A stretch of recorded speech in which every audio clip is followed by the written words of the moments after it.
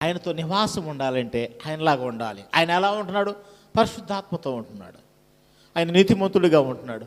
ఆయన పరిశుద్ధుడిగా ఉంటున్నాడు. మనం కూడా అలాగనే ఉండాలి. లేకపోతే ఉపయోగము లేనే లేదని వాక్యం సెలవిస్తుంది. ఇంకా పరిశుద్ధాత్మ అభిషేకం గురించి కూడా తెలుసుకొని మనము ముగింపు చేసుకుందాం. యోహాను రాసినటువంటి మొదటి పత్రికలోని 2:20 అయితే మీరు పరిశుద్ధుని వలన అభిషేకము పొందిన వారు గనుక సమస్తమును ఎరుగుదురు. వచ్చే ఉపద్రవాన్ని ఎరిగే వారముగా ఉండాలి. వచ్చే శోధనను గుర్తెరిగే వారముగా ఉండాలి. ఇంకో విషయం తెలుసా?